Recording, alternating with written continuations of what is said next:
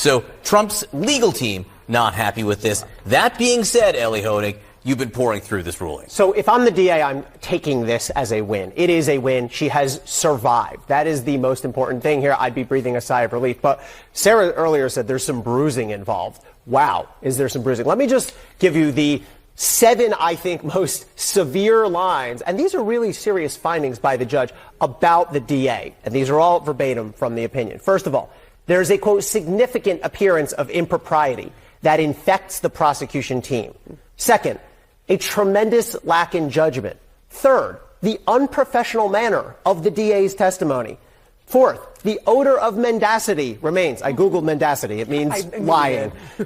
Fifth. Already new order. That's right. Fifth, the legally improper speech that was made in the church that Laura just talked about, legally improper with the effect to cast racial aspersions on the defendants. Sixth, the DA has created dangerous waters for the DA to wade further into. And finally, and I think this is the most damning, there are reasonable questions about whether the DA testified untruthfully.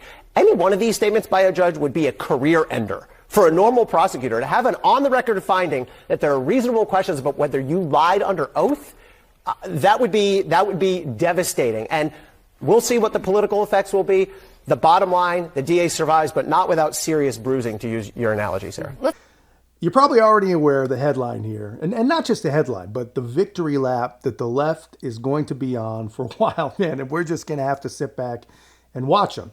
Like every good leftist victory lap, it's really kind of in vain, and they don't really understand the full story. But the headline is, there's no disqualification for DA Fani Willis, but she has 2 basic options: remove herself and her entire team, which includes Nathan Wade, or remove just Nathan Wade, her lead prosecutor, and essentially have to start over with someone new. Obviously, it's clear to anyone that has watched any of these proceedings that they're going to have to start over with someone new. Neither Abate or Cross are anywhere near the attorneys that they would really need to be to lead a prosecution like this, right? And obviously, if it came down to just recusing herself, Fani Willis, she's too proud to ever recuse herself. And after all, this case has always been as much, if not more, about her than it ever has been about Donald Trump. So starting over is the only option.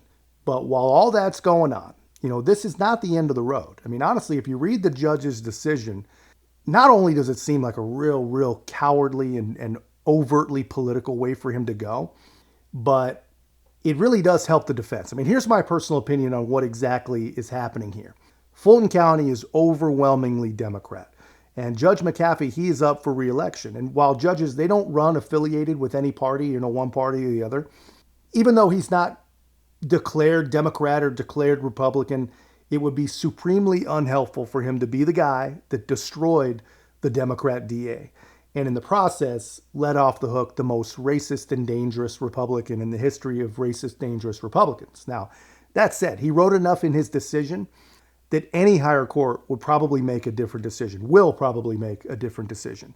And that might be his goal. If the defense follows this case where it seems like it's leading, where it should be leading, then justice will be done, and this judge's hands will essentially be clean. I mean, he destroyed Fannie in his writing. He said that any reasonable person should question whether or not she's been truthful, which makes you really wonder, does he not consider himself a reasonable person? I don't know. But anyway, I'll get into some of what I think the judge is thinking. But first, here's a clip in case you have any questions about what exactly has gone on in Georgia today. This paints the entire picture. The case may go forward. I mean, the case could have gone forward anyway. The prosecutor attorney's council could have appointed somebody. But this case, I will tell you, I don't believe is going forward before the election. It doesn't matter if Fani Willis is prosecuting it, or some prosecutor that's appointed from wherever. This case is not going to move forward in a way.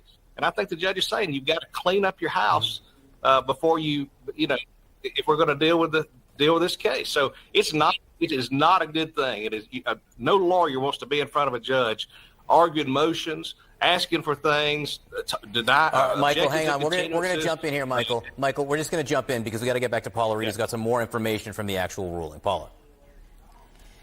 Yeah, look, I do agree with Michael's point there about the timing on when this case can go forward. Fani Willis originally said she wanted to bring it in August. This process to attempt to disqualify her has certainly eaten up some time. But now there's another issue she needs to address, and that is the fate of the lead prosecutor for this investigation, Nathan Wade, who she had a romantic relationship with. The judge here, just like he had some harsh words for Fani Willis, also has some pretty strong language related to Mr. Wade. Here he calls Wade's testimony, his explanation for some incorrect information that he submitted, quote, unpersuasive. He also describes his conduct as showing a willingness to wrongfully conceal his relationship with the district attorney. The judge said, as the case moves forward, reasonable members of the public could easily be left to wonder whether the financial exchanges between Wade and the district attorney have continued, resulting in some form of benefit to the district attorney, or whether the romantic relationship has resumed. I think you read between the lines, you lied once, you could potentially lie again, or could reasonably think that the district attorney is not exercising her independent professional judgment totally free of any compromising influences.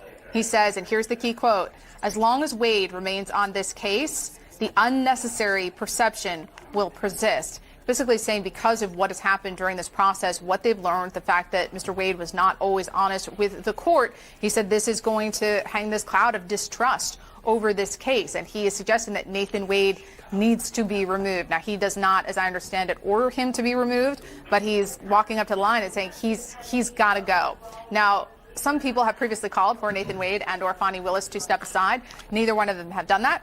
Neither one of them have given any indication they intend to do that, but it's impossible to see really how this case would go forward, certainly not before the election, with Mr. Wade at the helm, when you have the judge overseeing the case saying, look, he's got to go. Here's where we're at, man. The judge, without a doubt, is trying to get through this ruling as carefully as possible. I mean, he obviously understands the political ramifications of his ruling on both the DA and himself. So he took the very, very easy way out. I mean, he verbally demolished Fani Willis. Don't get it twisted. I mean, he just like Eli Honig said, that would end the careers of any normal or mortal prosecutor. But it's 2024, and she's going after public enemy number one, so she can essentially get away with whatever she wants for the time being. But based on what McAfee actually wrote about her, and really about the case as a whole, we'll see how long this stay really holds for her. The Trump defense, they have a plan. But before I show you, what they had to say, guys, be a part of the channel's growth. This is going to be a very, very tough year to get conservative voices heard, and I need your help to do it. So like, comment, share, and subscribe. Take a look at this. She's not off the hook with other entities like the Georgia State Ethics Commission, the State Bar of Georgia, and the Fulton County Board of Commissioners, which have other sets of standards. He writes, reasonable questions about whether the district attorney and her hand-selected lead special assistant district attorney testified untruthfully about the timing of their relationship further underpin the finding of an appearance of impropriety. So how is Trump's Georgia attorney reacting? Steve Sadow posted a statement that says, in part, we will use all legal options available as we continue to fight to end this case, which should never have been brought in the first place. Another thing we want to mention here, the judge in his order practically invites the defense to submit a motion asking him to require Willis to not discuss the case any further in public. So we fully expect that to happen. We'll be watching. We're live at the Fulton County Courthouse. Rebecca Schramm, Atlanta News First. Here's basically where we're at. The judge seems to have hung on to the one argument that the state actually made halfway decent. The state said that in order to disqualify an entire office, the judge needed more than an appearance of conflict, but an actual proven conflict all wrapped up with a nice little bow and presented to him. Something that I'm sure, he was afraid he'd actually find if he had reopened the evidence for more testimony like the defense requested. But who knows? That might be another thing that helps the defense on appeal. But I think he didn't open it because then he would have been forced to make a different decision, most likely, which it seems like he really did not want to have to do. He did not want to make that decision. He did everything but call Fannie and Wade perjurers. I mean, the language he used about Wade is almost sure to cost the man, at the very, very least, a suspension by the Georgia bar. And essentially, the judge said that, yes, this whole thing smells dirty. There is without a doubt an appearance of impropriety, which needs to be resolved if we're going to protect the judicial system. So what he came up with was everyone goes or just Nathan Wade goes, which obviously is a no-brainer. It's a very, very wimpy decision. And honestly, it doesn't make a ton of sense when you think about the logistics of that and how that decision really works, but that's where we're at. The saga continues. The case is still on life support. Mushy brain leftists all over the country are still ignoring perjury, still ignoring impropriety, still ignoring anything and everything that would drive them into apoplectic fits if the D and the R were ever reversed in this case. But they continue to take their victory laps, and it's fun to watch. It's fun to make fun of them. But the hero DA is spared, and the get Trump fantasy is allowed to continue, and it's alive and well with a lot of these mushy brain people. But that's where we're at, guys. That's just my take. Let me know your thoughts in the comments. And if you haven't already, make sure to like, comment, subscribe. Most importantly, share the channel. I'll see you in the next one.